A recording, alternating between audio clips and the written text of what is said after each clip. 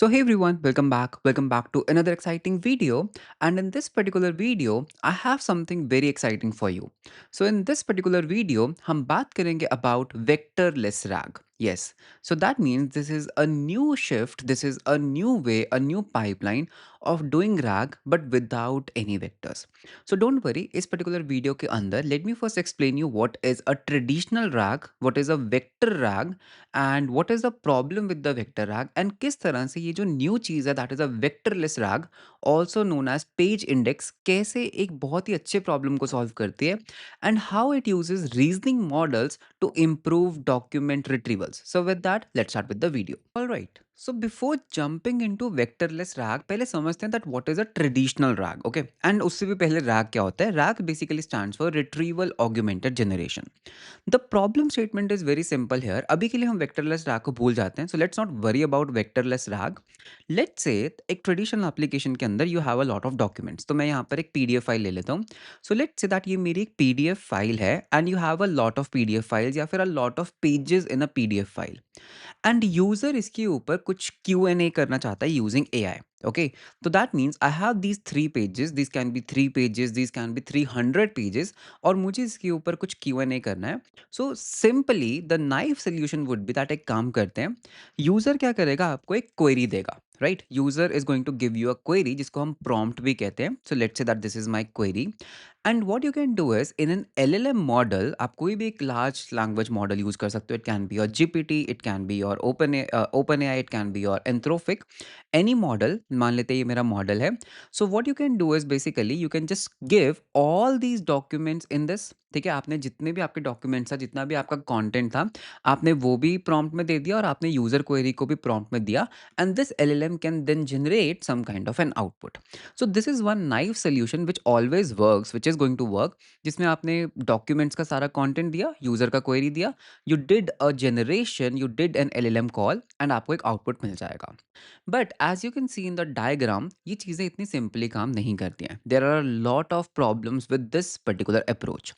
The first problem that comes is that number one it's a very large context because ये जो particular files है ना ये बहुत बड़ी फाइल्स हो सकती हैं इसमें बहुत सारा कॉन्टेंट हो सकता है and there is a problem that LLMs have limited context window okay so limited context window that means कि अगर आपने बहुत सारा कंटेंट उसमें डाला तो LLM can fail because context window limited है you can not ingest 3000 pages एक दो पेजेस होंगे आप डाल सकते हो दैट्स कंप्लीटली ओके बट अगर आपकी पीडीएफ फाइल में even if you have 100 pages there is a high probability कि आपका जो एलएलएम है वो फेल कर जाएगा ओके लेट्स अज्यूम दैट आज से एक दो साल बाद ही एलएलएम्स का जो कॉन्टेक्स्ट विंडो है वो इंक्रीज कर जाएगा and you can even ingest 3000 pages the second problem that comes here is the problem of so much context and LLM यहाँ पर हेलुसिनेट करना स्टार्ट कर देगा because you have a 3000 pages की पीडीएफ अगर आप वो सारी की सारी एलएलएम में इंजेस्ट करोगे because your LLM is now having a lot of context तो जो आउटपुट आएगा उसका quality is not going to be good because you have too much context वहाँ पे फोकस नहीं है आपने पूरी की पूरी बुक इंजेस्ट कर दी एलएलएम के अंदर so the focus is not there तो जो आपको आंसर्स मिलेंगे it can be generic answers but not a focused input so that's one problem and third problem is the cost because अगर user की query बहुत simple query भी हुई which is just for the page number 5 आप हर LLM call के अंदर 3000 pages को अगर इंजेस्ट करोगे so obviously you have to pay a lot of cost for the tokens because LLMs के केस में everything is a token and tokens are costly तो ये efficient solution नहीं है right just for a user query मैं 3000 pages क्यों दूँ because it is increasing my cost and it is even decreasing my quality of the output तो ये एक प्रॉब्लम थी जो एलएलएम्स के अंदर एक नोन प्रॉब्लम है and that is where the RAG comes into the picture again my friend I am not talking about vectors और वेक्टरलेस हम सिंपल अभी प्रॉब्लम स्टेटमेंट को समझ रहे हैं ओके तो यहाँ पर क्या हुआ आपके पास आया एक ट्रेडिशनल रैग सिस्टम तो रैग सिस्टम इस प्रॉब्लम को सॉल्व करता है कि लार्ज डॉक्यूमेंट्स को मैं कैसे इंजेस्ट करूँ एलएलएम्स के अंदर तो ट्रेडिशनल रैग के अंदर what you do is you have two phases number one phase is known as the indexing phase and number two phase is known as the query phase okay so what you have to do is पहले हम indexing phase की बात करते हैं so indexing phase क्या कहता है okay, let's just talk about the indexing phase first. कि यूज़र क्या करेगा, आपको कुछ पीडीएफ फाइल्स देगा। पीडीएफ हो सकता है, एक्सेल हो सकता है, डॉक्यूमेंट फाइल्स हो सकता है, any kind of file, but अभी के लिए हम इसको पीडीएफ फाइल ही मान के चलेंगे, because that's the like most common PDF format, right? Most common format. What you have to do is, number one, you have to chunk these into mini mini segments। पहला part क्या आता है, राग का पहला पार्ट आता है chunking. अब यहाँ पर जो चंकिंग है, चंकिंग का मतलब क्या होता है कि मैं इसको किसी एक पर्टिकुलर एल्गोरिदम यूज़ करके मैं इसको चंक कर सकता हूँ। तो सिंपल चंकिंग क्या हो सकती है कि मैं इसको पेज बाय पेज चंक कर दूँ। मेरे पास अगर 3000 पेजेस हैं, तो मैं क्या करूँगा, मैं 3000 चंक्स बना दूंगा अपनी पीडीएफ फाइल के। ओके, तो आपने पहला पहला आपके अप्रोच क्या हो सकती है, पेज बाय पेज चंकिंग कर दो, ठीक है, विच विच परफेक्टली वर्क्स फाइन, ठीक है। सेकंड, अगर आप चंक को और छोटा करना चाहते हो, you can do something known as a paragraph by paragraph, para by paragraph chunking, तो ये भी आप कर सकते हो। तो basically what you are doing is, you are doing some kind of chunking and splitting of the documents. Okay, most commonly आप क्या करते हो, पैराग्राफ बाय पैराग्राफ कर सकते हो, बट उसमें भी एक प्रॉब्लम होती है कि कोई पैराग्राफ अगर बहुत बड़ा है, तो you can still go out of context, right? The context window can be reached. तो यूजुअली लोग क्या करते हैं, यूजुअली डेवलपर्स क्या करते हैं, they take a fixed window chunking. Okay, this is known as a fixed window chunking. So मैं यहाँ पर एक साइज ले लेता हूँ, लेट्स से 500 कैरेक्टर्स का। सो what I can do is, मैं हर 500 कैरेक्टर्स के ऊपर एक चंक कर दूंगा, या 500 वर्ड्स ले लेते हैं, not characters, let's take 500 words. So what I am going to do is, मैं इस पूरी पीडीएफ को 500 वर्ड्स के बेसिस में चंक्स बना दूंगा। तो लेट्स से ये मेरा चंक वन है, this is my chunk two, this is my chunk three, and so on. तो पहला पार्ट क्या था, chunking. And now what you basically do is, आप इन चंक्स को वेक्टर्स के अंदर कन्वर्ट करते हो यूजिंग एन एलएलएम। ओके, सो यहाँ पर what you can do is, let's say अगर आप ओपन एआई यूज कर रहे हो, सो ओपन एआई के अंदर वेक्टर्स बनाने के लिए स्पेशल मॉडल्स आते हैं। आप यहाँ पे सिंपल मॉडल्स यूज नहीं करते हो, there are actually vector models. So let me just show you vector models. Okay, so vector models अगर हम ओपन एआई में यूज करते हैं, OpenAI, so you can see vector embeddings, and you can see that you have special models here, जैसे text embed 3 small is a model, text embedding 3 large is a model. तो आप special different models use करते हो for these embeddings. So what you can basically do is, आप इन chunks को लो, आप अपने embeddings मॉडल को कॉल करोगे, right, which can be your OpenAI और Anthropic, whatever you want to use. And then what you basically do is you get some array of numbers, because vectors at the end of the day क्या है, some array of numbers हैं, तो आपको ना कुछ array of numbers यहाँ पे return होंगे। सो यानी कि मैंने क्या किया, चंक्स को उठाया, मेरे वेक्टर एम्बेडिंग वाले मॉडल को दिया, मुझे यहाँ पे एम्बेडिंग्स मिल गई। Just in case you want to understand what are these vector embeddings and all, तो उसके लिए I have a dedicated video, I would highly recommend to watch that video. उसके लिंक्स आपको डिस्क्रिप्शन में मिल जाएंगे। Okay, now basically what you can do is, इन embeddings को ना you have to store somewhere in database. अब आप ये वेक्टर एम्बेडिंग्स को ट्रेडिशनल डेटाबेसेस के अंदर सेव नहीं कर सकते। There are special databases for vector embeddings, for example you have Pinecone. Okay, Pinecone DB क्या है, एक वेक्टर डेटाबेस है। Similarly you have Chroma DB, you have Weaviate, you have Milvus, you have Qdrant. तो बहुत सारे databases हैं which are vector databases, तो आप उनके अंदर स्टोर कर सकते हो। इवन पोस्टग्रेस के अंदर भी एक एक्सटेंशन आता है known as PG vector, which makes it a vector database. तो इन वेक्टर्स को हम क्या करते हैं, हमारे वेक्टर डीबी के अंदर सेव करते हैं अलोंग विद द चंक। तो दैट मीन्स ये इसका चंक था, ये इसकी वेक्टर एम्बेडिंग्स थी। तो जितने भी आपने चंक्स बनाए होंगे, उतनी वेक्टर एम्बेडिंग आप अपने डेटाबेस में सेव कर लोगे। तो ये था आपका first part, indexing, that's it. PDF file को लो, चंक कर दो, उसके वेक्टर्स बना दो और उसको डेटाबेस में सेव कर दो, आपका इंडेक्सिंग फेज हो गया डन। अब सेकंड फेज आता है यूजर क्वेरी, जब यूजर अपनी पीडीएफ फाइल के ऊपर चैट करना चाहता है, उसके ऊपर कुछ पूछना चाहता है। सो व्हाट हैपेंस कि आपका जो यूज़र है वो यहाँ पर आएगा। सो ये यूज़र आया, और यूज़र क्या करेगा, आपको कोई क्वेरी देगा। वो बोलेगा यार मेरी ये क्वेरी है, क्वेरी की स्पेलिंग गलत कर दी है हमने, ये मेरी क्वेरी है, प्लीज़ मुझे इसके ऊपर मुझे कुछ बताओ, मेरी पीडीएफ फाइल के अकॉर्डिंग बताओ कि क्या है। Now the thing is what you do is, first of all ये जो क्वेरी है, यूजिंग द सेम मॉडल आप इस क्वेरी की भी वेक्टर एम्बेडिंग्स बना दोगे। ठीक है, अब हम यहाँ पे देखो, हम यहाँ पे सिंपल एलएलएम यूज नहीं कर रहे हैं, we are using a vector embedding model. So what you are going to do is, you are going to convert the users query also in the vector embeddings using the same model. And ये क्या करेगा, आपको कुछ numbers देगा। Let's say इसका जो number आया, कुछ आया लाइक 3, 2 5 एंड 6 कुछ ऐसा वेक्टर एम्बेडिंग्स बनकर आया, okay. Now what you can do is you can search for similar numbers in your database. आपको याद है ना ये जो हमारा पाइनकोन डेटाबेस था?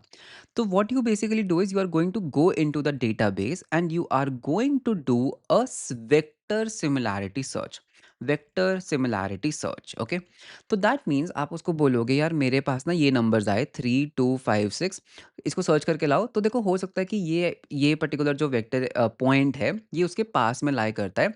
तो what you can basically do is you can get this chunk because user ने जो क्वेश्चन पूछा, लेट्स से यूजर ने कुछ कार के बारे में क्वेश्चन पूछा था, और जहां जहां भी हमारे पीडीएफ के अंदर उस कार के बारे में बात हुई होगी वेक्टर एम्बेडिंग्स के अंदर, तो आपको ना रेलेवेंट चंक्स मिल जाएंगे। आप यहाँ पर एक और पैरामीटर पास करते हो जिसको हम कहते हैं टॉप अंडरस्कोर के, कि मुझे कितने रेलेवेंट चंक्स चाहिए। तो मैंने बोला यार टॉप के ना मेरा 5 कर दो, मेरे को टॉप के 5 रेलेवेंट चंक्स ला कर दो। पूरी की पूरी पीडीएफ फाइल नहीं, सिर्फ चंक्स। और एक चंक का साइज हमने कितना डिसाइड किया था? हो सकता है 500 वर्ड्स का किया हो सकता है आपने एक पैराग्राफ को एक चंक बनाया हो। तो आपको यहाँ पर क्या मिलेंगे? टॉप 5, 1, 2, 3, 4 एंड 5 चंक्स मिल गए।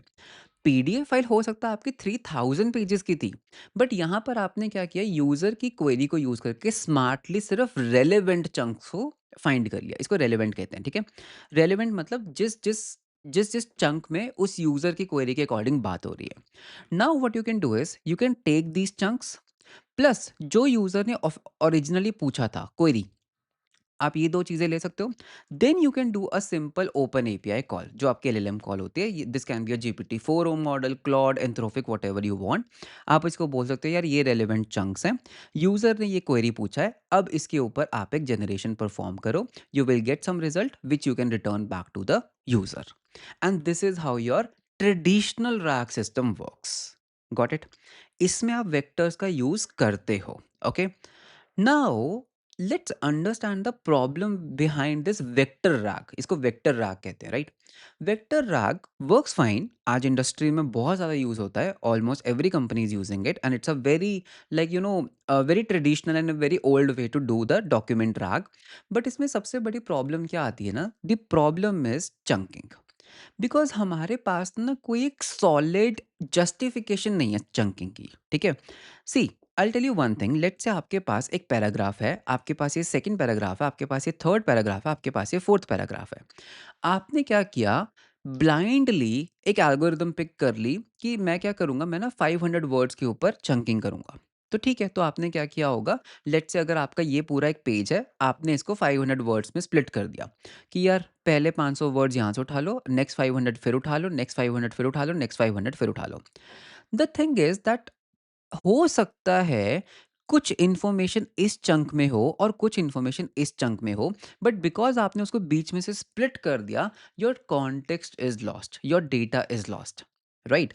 अगर मान लेते हैं मैं यहाँ पर कोई भी एक रैंडम आपके सामने पैराग्राफ ओपन कर लेता हूँ, ठीक है, वैसे ये वेक्टरलेस रैग का पैराग्राफ है, अभी के लिए एज्यूम करो ये कोई स्टोरी बुक है। मैंने क्या किया? मैंने पहले चंक में सिर्फ यहाँ तक डेटा रख लिया। हो सकता है मेरे 500 कैरेक्टर्स सिर्फ ना यहाँ तक हो गए, ओके। अब होगा क्या? यू कैन सी क्लियरली मेरे को टेक्निकली ये भी लेना चाहिए था, तभी एक पूरी स्टोरी फ्रेम होगी ना। बट आपने 500 कैरेक्टर्स का एक नंबर लिया, पहला चंक सिर्फ इतना बना और दूसरा चंक इतना बन गया। तो what happened, because you were doing chunking on a static number, आपका कॉन्टेक्स्ट आधा एक चंक में रह गया और आधा कॉन्टेक्स्ट अगले चंक में चला गया, तो वो पैराग्राफ कंप्लीट नहीं हो पाया। That's a one problem. Second problem that comes is, see, हो सकता है that this whole 3 paragraphs makes one story, right? कभी भी ऐसा नहीं होता है कि इस पैराग्राफ की अपनी स्टोरी और इस पैराग्राफ की अपनी स्टोरी है। हो सकता है that this alone makes one story, but अगर आपने पैराग्राफ बाय पैराग्राफ चंकिंग कर दी तो this is 1, this is 2 and this is 3। And secondly यहाँ पर हुआ क्या? थर्ड पैराग्राफ बहुत छोटा है, सेकेंड पैराग्राफ बहुत बड़ा है, तो आपने जो चंकिंग की उसके पीछे कोई जस्टिफिकेशन नहीं है। हम ब्लाइंडली चंकिंग कर रहे हैं, so this is one problem, okay. कि चंकिंग मैं कैसे करूँ? मतलब मुझे रेलेवेंट चंक्स बनाने चाहिए, ठीक है? मुझे सेमेंटिकली चंक्स बनाने चाहिए, नॉट सम हार्ड कोडेड वे कि मैं पैराग्राफ बाय पैराग्राफ लूँगा या 500 वर्ड्स लूँगा। This is not a good way to chunk the data. Context के अंदर एक स्ट्राइक ऑफ, एक कट आएगा। सेकंड प्रॉब्लम इज़, अगर आपने देखा होगा लाइक फॉर एग्ज़ाम्पल कोई लीगल डॉक्यूमेंट्स अगर आपने देखे होंगे, लीगल डॉक्स। तो लीगल डॉक्यूमेंट्स में क्या होता है यूजुअली ना, उसके अंदर ना रेफरेंसेस होते हैं, उसके अंदर रेफरेंसेस होते हैं कि as per rule, let's say उन्होंने बोल दिया या फिर as per rule append let's say 63.7.4 of of A, something like that, ठीक है? तो उसके आगे उन्होंने कोई बात कर दी। Now the thing is you clearly see that यहाँ पर ना किसी और पेज का एक रेफरेंस है। लेट्स से ये आपका क्या था, this was your on page number 4, और उसके बाद आपके पास हो सकता है उसी पीडीएफ के अंदर एक पेज नंबर हो सकता है 578, जिसके अंदर एक्चुअली में ये रूल मेंशन्ड है। ऐसा ही होता है ना यूजुअली, इसके अंदर ये रूल मेंशन्ड है। तो अब होगा क्या, you can clearly see that you want to read both of the pages, because इसके अंदर एक रेफरेंस है इस पेज का और इस पेज के अंदर एक्चुअल कंटेंट है। तो इस जनरेशन के लिए मुझे ये दोनों पेजेस चाहिए।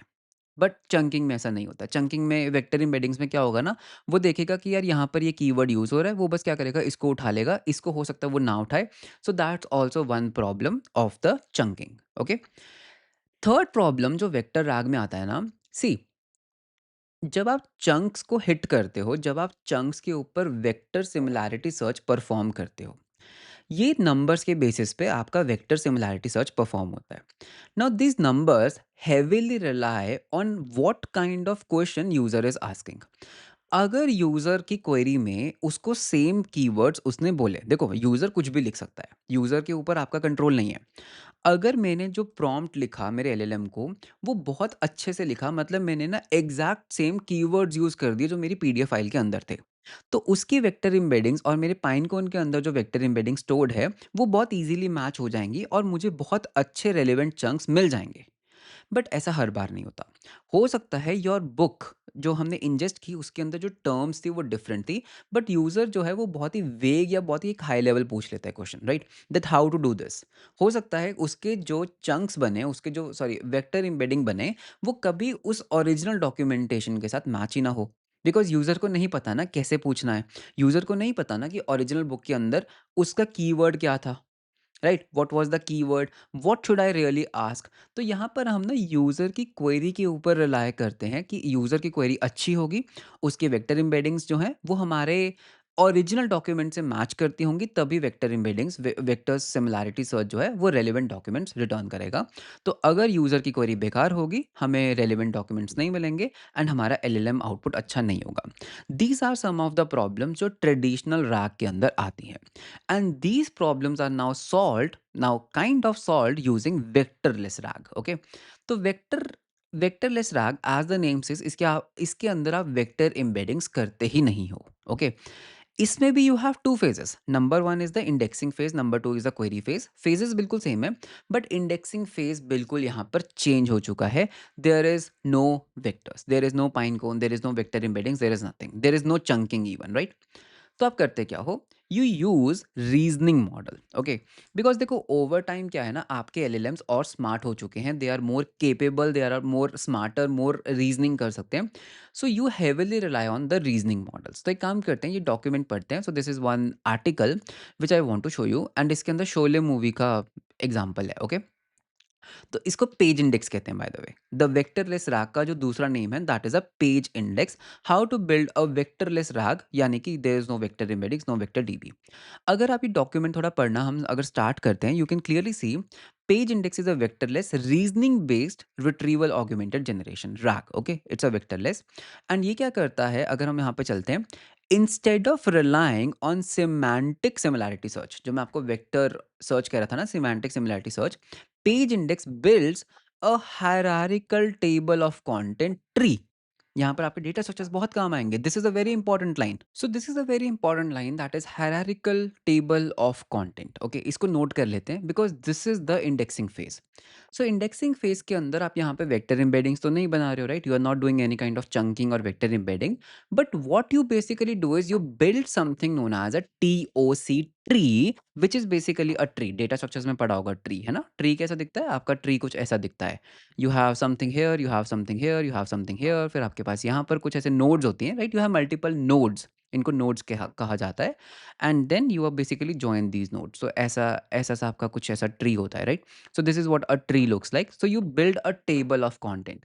जैसे आप कोई भी बुक खरीदते हो, you have an index, and अगर आपको कुछ पढ़ना होता है, what you do, you open the index, you see what is the line there, and that's how you basically do it, correct? So this is something we have to build, but ये tree build कैसे होता है, वो भी देख लेते हैं। सो अगर हम यहाँ पर वापस चलते हैं, so you basically create this TOC from document uses a large language model to reason over that structure. यहाँ पे reasoning का use किया जाता है.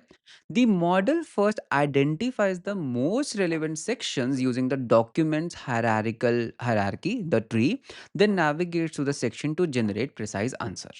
ठीक है, तो दैट मीन्स अगर हम पूरी बात करें, ट्रेडिशनल रैग सिमिलैरिटी के ऊपर काम करता था, पेज इंडेक्स क्या करता है, रीजनिंग करता है।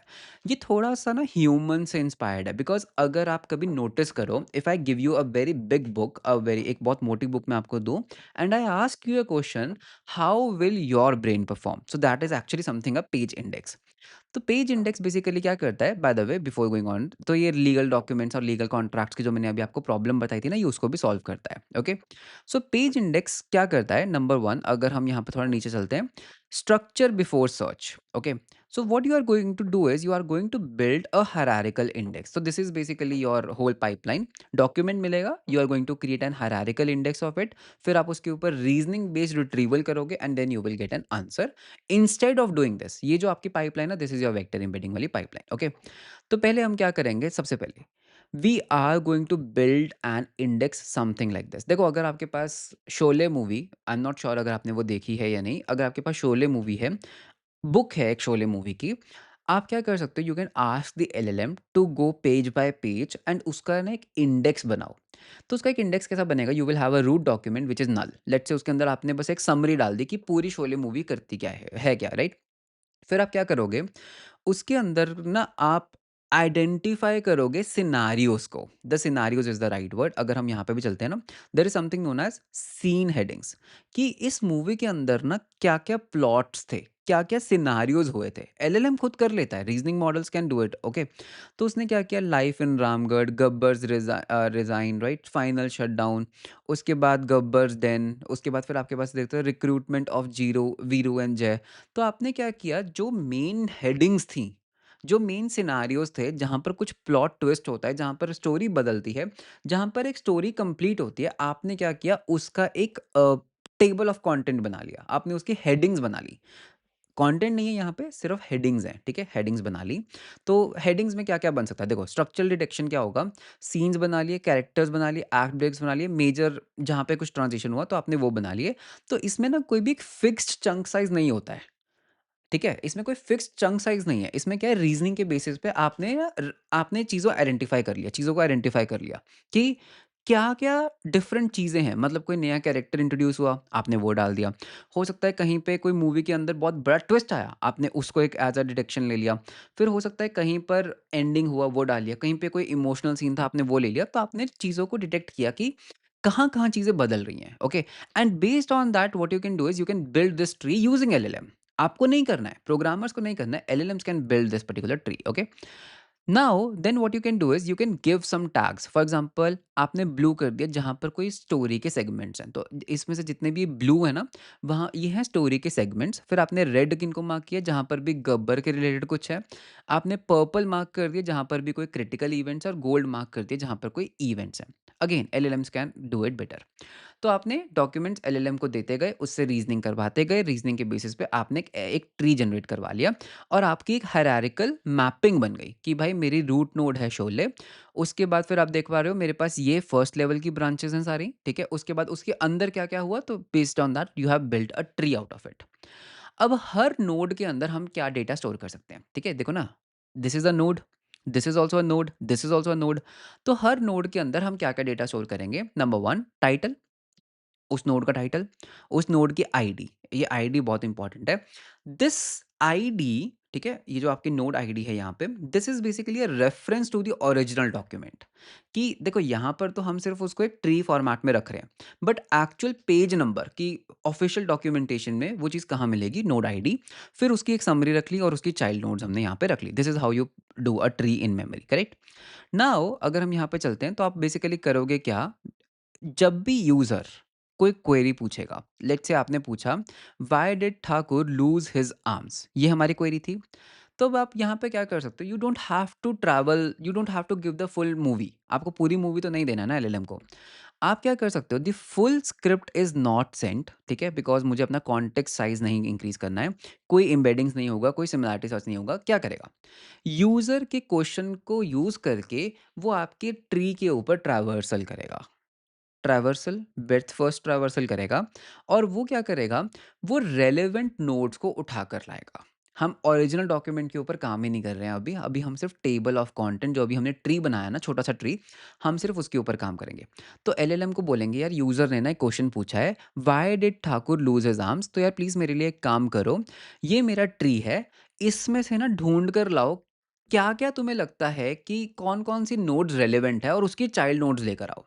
तो वो क्या करेगा, यूज़र की क्वेश्चन के ऊपर हायरार्किकल मैप में जाएगा और हर एक की समरी को रीड करता-करता वो क्या करेगा, स्ट्रक्चर के बेसिस पे जो नोड उसको रेलेवेंट लग रही हैं वो उठा लाएगा। ठीक है? Because you have a very good tree. तो उसमें उसने क्या किया, ये वाली नोट उठा ली, उसने एक ये वाली नोट उठा ली और उसने एक ये वाली नोट उठा ली because your tree was in a very good structure. अब now what it can do is, जब आपके पास रेलेवेंट नोड्स आपको मिल गई हैं इधर-उधर से, अब आप नोड आईडी था आपके पास, आप रेलेवेंट डॉक्यूमेंट्स भी फेच कर सकते हो, ओरिजिनल डॉक्यूमेंट्स भी फेच कर सकते हो, प्लस बिकॉज़ यहाँ पर समरी भी थी, आप उसको भी यूज़ कर सकते हो। तो एलएलएम की रीज़निंग ही यहाँ पर यूज़ होती है कि मुझे कौन-कौन से नोड्स चाहिए एंड उसके बाद you can just give that data and you can do the retrieval, okay? So that means अगर मैं 1 सेकंड के लिए यहाँ पर वापस चलता हूँ, अगर यूज़र ने कुछ पूछा, ये यूज़र की क्वेरी थी, सो what you can do is first of all, हो सकता है ये नोड मेरे लिए रेलेवेंट है, ठीक है? ये नोड रेलेवेंट है, but this node is not relevant. अगर रेलेवेंट ही नहीं है, ये सारा छोड़ दो। अगर रेलेवेंट ही नहीं है, सारा छोड़ दो। ये रेलेवेंट है, तो मैंने ये उठा लिया, मैंने ये पिकअप कर लिया और मैंने ये पिकअप कर लिया। तो मुझे यूज़र की क्वेरी के अकॉर्डिंग एक सबसेट ऑफ ट्री मिल गया, which is relevant for me. फिर what I can do is, हर नोड के अंदर समरी है। मतलब एलएलएम डिसाइड कैसे करेगा ना कि कौन सी नोड उसके लिए रेलेवेंट है, समरी हमने रखी हुई थी।